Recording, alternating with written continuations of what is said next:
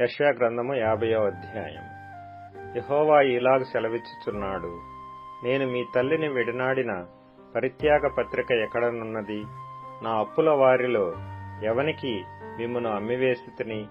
మీ దోషములను బట్టి మీరు అమ్మబడితిరి, మీ అతిక్రమములను బట్టి మీ తల్లి పరిత్యాగము చేయబడెను. నేను వచ్చినప్పుడు ఎవడనూ లేకపోనేలా, నేను పిలిచినప్పుడు ఎవడనూ ఉత్తరమియ్యకుండానేలా, నా చెయ్యి విమోచింపలేనంత కురచేయైపోయినా విడిపించుటకు నాకు శక్తి లేదా? నా గద్దింపు చేత సముద్రమును ఎండబెట్టుదును, నదులను ఎడారిగా చేయుదును. నీళ్లు లేనందున వాటి చేపలు కంపుకొట్టి దాహము చేత చచ్చిపోవును. ఆకాశము చీకటి కమ్మజేయుచున్నాను, అవి గోనిపట్ట ధరింపజేయుచున్నాను. అలసిన వానిని మాటల చేత ఓరడించు జ్ఞానము నాకు కలుగునట్లు శిష్యునికి తగిన నోరు యెహోవా నాకు దయచేసి ఉన్నాడు. శిష్యులు వినునట్లుగా నేను వినుటకై ఆయన ప్రతి ఉదయమున నాకు వినుబుద్ధి పుట్టించుచున్నాడు.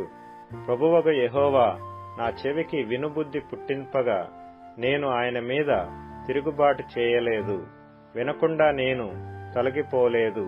కొట్టువారికి నా వీపును అప్పగించితిని, వెండ్రుకలు పెరిగివేయు వారికి నా చెంపలను అప్పగించితిని. ఉమ్మివేయు వారికిని అవమానపరచు వారికిని నా ముఖము దాచుకొనలేదు. ప్రభువగు యెహోవా నాకు సహాయము చేయువాడు గనుక నేను సిగ్గుపడలేదు.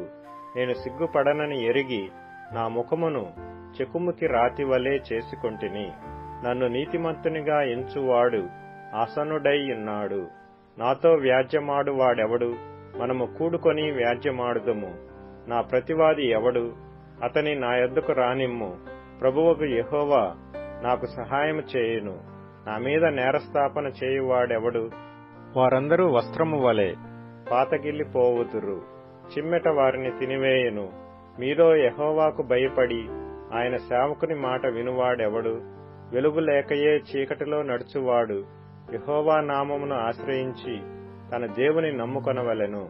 ఇదిగో అగ్ని రాజబెట్టి అగ్ని కొరవలను మీ చుట్టూ పెట్టుకుని వారలారా, మీ అగ్ని జ్వాలలో నడువుడి.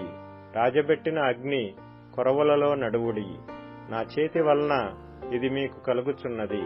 మీరు వేదన గలవారై పండుకొనెదరు.